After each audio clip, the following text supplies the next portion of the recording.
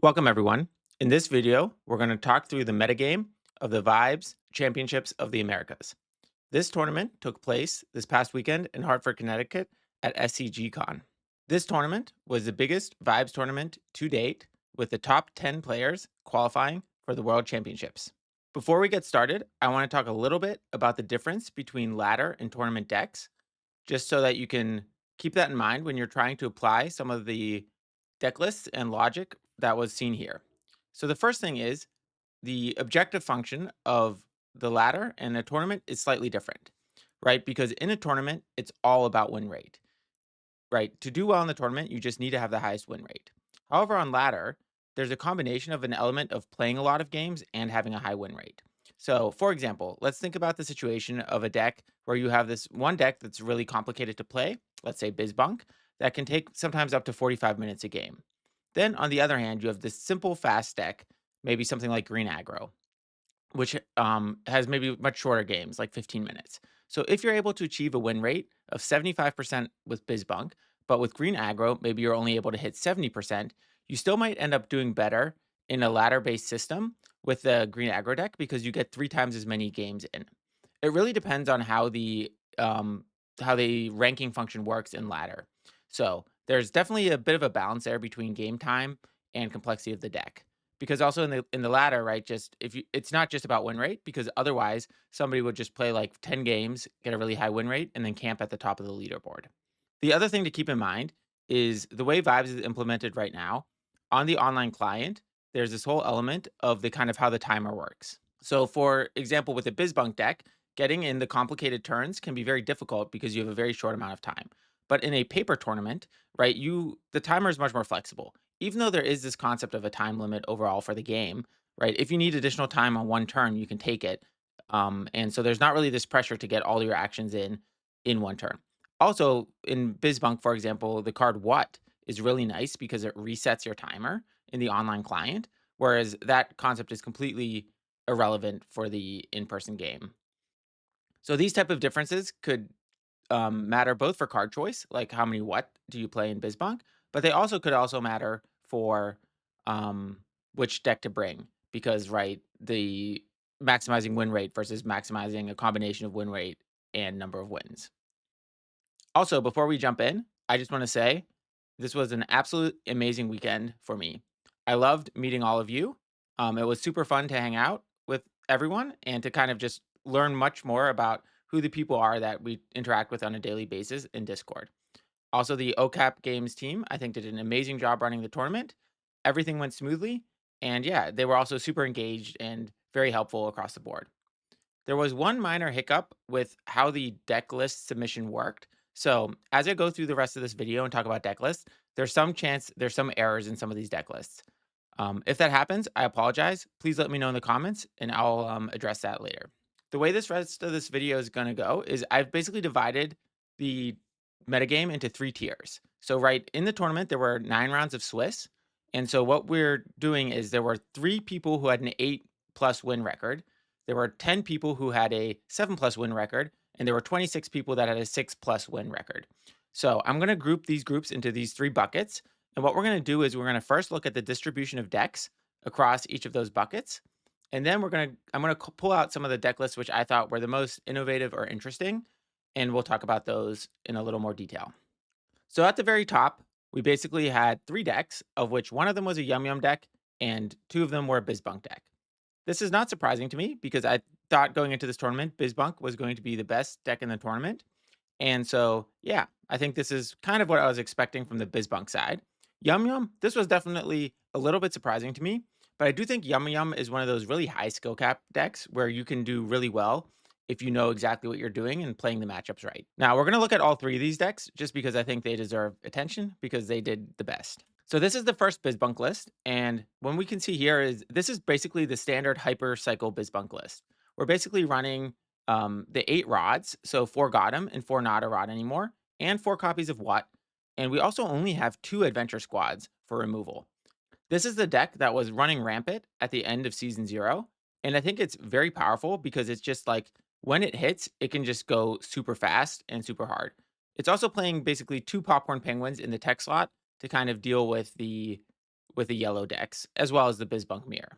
The Gotems also are very useful in the BizBunk mirror. So I think teching for the BizBunk mirror, this also does very well. And so I think to get to the top of the leaderboard, that is a matchup you need to think about. The other BizBunk deck list is definitely a bit more spicy. So we've got two Penguin with Great Mystique in here, which is definitely not a card that I normally see in BizBunk. And this is most likely a response to Silent Snow Globe. And then we also have a philosophical debate in the removal slot. So we're basically running 4 Adventure Squad and 1 have a philosophical debate. Now, removal is also very important to play against Snow Globe. So I think this definitely seems like a BizBunk list that is more geared towards not really like just hyper cycling and winning the game as quickly as possible, but instead we're more trying to beat Snow Globe and misplace. So I think this is more of a like anti BizBunk deck as opposed to the other one, which was a hypercycle deck. As we can see, right, we had two people in the top 3 running the 2 different versions of BizBunk. So I would say that both of them are definitely valid to play. And I think I would maybe think more like think about your play style when deciding between which of those. I also want to say there were many, many other BizBunk lists throughout the tournament. And so, right, these are just the 2 that I'm featuring because they're the top 2. But I think in general, these are the kind of the 2 main ways that I've seen to build the deck. Next, let's look at the Yum Yum list. So this list is a really nice, solid Yum Yum list. But you can see we're running 3 copies of Misplace. So this was definitely done with an eye of playing against BizBunk. And other than that, also 2 Bounce House Rods and 1 Bunkus. So, right, we're thinking about playing against Blue with Bunkus and against BizBunk with a Misplace. Bounce House is not always seen in Yum Yum just because it doesn't work so well with the card draw. Then we can see also this is the Penguin heavy Yum Yum list. So we don't see any Prepare for Wild Nights. And instead, we're just really going with the Check the Yellow pages and 4 copies of Extrovert Penguin. So yeah, so I've been kind of playing around a little bit with Yellow Yum Yum recently, and I do think that this is the right direction to build it as well, and I think this definitely shows it. So just really focusing more on the Penguin heavy side, a little less on the actions, not playing any special rods. So overall, great performance, and I'm really excited that Yellow Yum Yum was able to snag one of the top 3 spots. Moving on to the top 10 decks. So here we see a little more variety, which makes sense because, right, we even have more decks to choose from. So BizBunk is still very heavily represented, still taking up 60% of the decks. But now we also see 1 green aggro deck and 2 green Mega Caffeine decks. So let's take a look at some of those lists. So in the green aggro area, we've basically got a pretty much standard green aggro list. So it's on the top end, it's got 2 stay clam as the finishers and 4 cleanup goods. And we're also running 2 success penguins. But yeah, I think it's really standard. It does run 4 Gotham. So I think this is, I think, a nod to BizBunk as well. So we're not running any direct BizBunk tech, so no misplaced or snow globes, but we do got the Gotham. And I think you don't really want to run snow globe in green aggro to begin with, just because you deactivate a lot of your own penguins, like your popcorns and sliding penguins and stuff like that. Um, so yeah, also running 4 What a Twist. So actually, this is running 8 rods total. So that's kind of an interesting build. But yeah, it seems to have worked very well because we got one of the top 10 spots with that. Taking a look at the green Mega Caffeine list, it's definitely something that I haven't seen before from the standpoint of that we're only playing 6 2 drops. So, right, we're only playing the Introvert Penguin and the Blossoming Penguin. So, typically, I've seen this list run more like 8 to 10 2 drops, but the 2 drops are really useless beyond turn 2. So, that's definitely an interesting take. And it seems to have worked very well. On top of that, you're running 10 rods total with the Gotham, the What a Twist, and the Bounce House rod. And then on top of that, you're running the Silent Snow Globe. So the finishing package is a Bashful Swordsman, Silent Snow Globe, and What a Twist. To top it off, we've got 1 Bunkus to tech in order to play against Blue. Overall, this is a super cool take on the Mega Caffeine deck, and I really like the focus to go against BizBunk, which again was expected to be the best deck by not only running the Snow Globe package but also running the Gothams. So in the past, whenever I've built this deck, I've done one or the other, but I think putting them both in here, yes, you sacrifice maybe certain matchups, but right, you're aimed to do very well against the what was clearly the best deck in the tournament. Moving on to the top 26 decks, we've got even more variety. So right, we have a BizBunk now coming in at 42%. We've got the yellow Yum Yum now at 11.5%. So there are definitely a few more of those. Green Mega Caffeine continues to be strong at 15.4%. We've also got green aggro at 11%. And then we have a little smattering of we're two green mid-range decks. There's this red blue aggro deck that we're going to talk about, which was crazy. And also there's the yellow aggro deck. So let's take a look at some of these lists. So on the green aggro side, this is the deck that I brought. So I ended up finishing in 11th place, which I was very excited about, especially because this is the first time I've ever played with in a paper tournament. And so my take on green aggro was a little different than the one that we saw earlier. So my approach to dealing with BizBunk was not to bring the Gotham, but instead I was bringing 3 copies of Misplace. I also brought the Bunkus for the blue matchup, although there were very few blues in the tournament, so it never ended up getting used. I want to also take this opportunity to talk a little bit more about why I brought this deck. So, in general, going into the tournament, I was convinced that BizBunk would be the best deck. However, since I had never played a paper tournament before, I was worried about just being overwhelmed with all the extra mechanics and things like that that I had to do with that transition. So, I wanted to bring a more simple, straightforward deck. I also didn't want to be in every round going up until the end of the round time. So, as a result, that's kind of why I brought this list. I also recorded a video about this list specifically right before the tournament that I'm going to release sometime this week. In the tournament itself, right? Because one of my big goals was in order to beat BizBunk. I ended up going 1-1 against BizBunk in the tournament, and then in the video I recorded, I went 2-0 against BizBunk. So I don't think that this is actually a favored matchup against BizBunk, but I think it's close to 50-50. And in general, when you lose to BizBunk, right, there are some games where you just don't have an answer for the ascending. And so maybe that's one thing where potentially putting Gotham in this list would make it like really, really anti-BizBunk.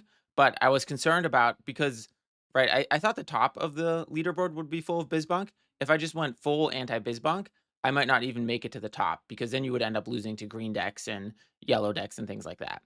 The next deck I want to talk about is this yellow aggro deck. Now, this ended up placing in the top 16, and this is literally card for card the original yellow aggro deck list that I posted a video about at the very beginning of when Vibes came out. I even talked to the pilot of this deck, and he said that he basically took the list directly from the deck guide that I made.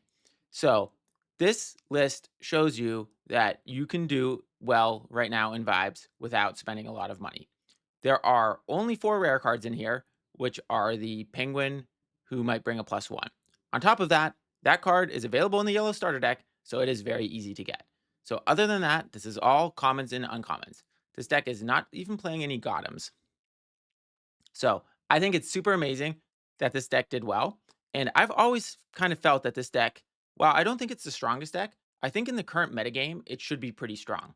It actually has a decent matchup into BizBunk, just because BizBunk can just sometimes get run over by it. It can do really well into green mega caffeine as well, just because the put your flippers in the air, they really don't have an answer to that. And also green aggro cannot handle this deck. Like, right, unless they draw 2 popcorn penguins, it's pretty difficult to deal with this. And right, you can answer, so you just got a mulligan for the not your keys, and then just hope you have more not your keys than they have popcorns. But in general, on average, you should because you have good card draw. The one drawback with this deck has always just been that you can lose to your own card draw. So like if your check the yellow pages goes 0 and 3, or if your prepare for a wild night goes like 0 for 5, then you can just have a really, really tough time winning that matchup. So at the end of the day, I'm just super excited that this deck was able to make it to the top 16.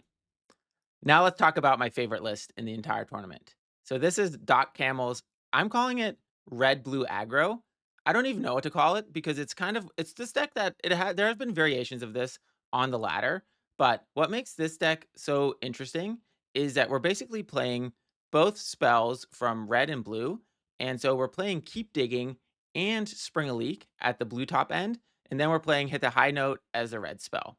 And so it's basically a bit like a red, or it's kind of like a green mega caffeine deck. However, you have all these you have much more agency in the late game because you're playing the blue and the red spells. On top of that, you still have the Bashful Swordsman, What a Twist finishing condition. You're also running Bunkus as a tech card. So this deck kind of just has it all. And it's even running the Snow Globe as well. Right. Well, I mean, that would go with a Bashful Swordsman. So yeah, and then you've also got Serene Penguin, which is a penguin that somehow I just think it's such a terrible card, yet so many people right now are crushing the ladder with it, and Doc Camel is did really well in the tournament with it. So yeah, I'm just really excited that this deck here just shows that you can kind of go against the grain and kind of build your own thing and just do really well with that as well. The next deck to talk about is this green midrange deck. So we've basically just got a standard green midrange deck with chisels from stones, penguins and colors, koi penguins with the juggling everyone stay clam top end, and then we've also got a snow globe tech in here to help with the BizBunk matchup. And yeah, also a bit of a faster early game with some stargazing penguins in it. So yeah, I think it's really interesting that green midrange can still do well. I do think that the results of the tournament validate what I was thinking already, which is that green aggro is slightly better than green midrange. But right, the cards are very similar, so they do have a lot of similar matchups. And it's really exciting to see that, right, even within an archetype, that there are kind of different variations that can all do well. And the last deck that we're going to look at is this red mega midrange deck. So this is pretty much a standard red mega penguin deck. You got Bunkus also teched in to help with the blue matchup, and also this type of deck also often ends up just building a pretty big ice yourself, which means that the Bunkus can actually be useful even when you're not playing against blue. It's really good to see that red was able to still manage to make it into the top tier of decks as well. All right, so let's talk about some conclusions after we looked at all those deck lists. So the first thing I will note is that we didn't see any blue. So I think blue is just in a really tough spot right now. And part of the reason for that is you saw so many of those decks were running Bunkus. So either they were running Bunkus because they're BizBunk, or they were running Bunkus just because they were just thrown in as a random tech card. I think this is just one of the things that makes playing blue such a challenge right now is just all these random bunk guy flying around. It just makes it very difficult because it's such a good card for that matchup. The reason that Bunkus is such a good tech card is because you only need to run one in your deck. Because like typically with a tech card, so let's say we're running Misplace, right? You need to have probably three in your deck to guarantee that you're going to draw one in a game. Well, not guarantee, but to have a high chance. But with Bunkus, because the way the mechanics of blue work, they ice your own deck, right? You end up having the Bunkus put into your ice no matter what at some point in the game, unless it becomes a rod. So maybe you run some bounce houses, or you just say like you're not going to win the vibe check, and then you just pretty much are guaranteed to get it in the game. And so, especially also if you just run one, right? As long as you play it, the turn it goes to your ice. It's very difficult for your opponent even to grab it with Misplace. The other thing is that because it was such a wide field of different types of decks, I think this is the environment that BizBunk thrives in. Because when we look at the performance of BizBunk in the tournament versus on the ladder, right? In the ladder, BizBunk, although it is still represented, the very top of the ladder is a lot of like green aggro, that like red blue aggro that Doc Camel was bringing, or just some like combination of that. And so again, I think this comes down to two things. One is on the ladder right now, there's just way more BizBunk anti-BizBug tech going around because there's just all these snow globe decks. The second thing is the thing I talked about in the beginning of the video, where there's that opportunity cost of playing BizBunk because, like, right, you can get maybe 2 or 3 games in of these other decks in the time of one BizBunk game. So one of the recent card reveals we got was also one of the answers that the OCAP Games team has to Bunkus moving forward, because I think that's one of the challenges we have right now is that, right, you saw a bunch of decks trying to tech against it, but there really isn't a great answer. So the answer that I think they're proposing is Binkus Who Eats the Stars. And the way that this card works is it says playable from ice. As you play Binkus, put up to 13 cards from your opponent's ice on the bottom of their deck to reduce Binkus's cost by that amount. Binkus's vibe is twice the number of penguin cards in your opponent's ice. So it's basically a reverse Bunkus. And so, right, this would be a way to kind of keep the BizBunk decks from being able to deck themselves. It also would be able to quickly reduce the power of a Bunkus. Now, the question is this going to actually be a good answer for Bunkus? So, right, one of the things which makes Bunkus such a good tech card against blue is that you only need to have one in your deck. But with Binkus, right, because the way Bunkus works is it ices its own deck, not your deck, that means that, right, you need to run multiple copies of Binkus. I think in order to like guarantee that you're going to get one, or again, you can never guarantee anything in a card game, but in order to have a high probability that you'll get one, I think you're probably going to need to run 3 of them.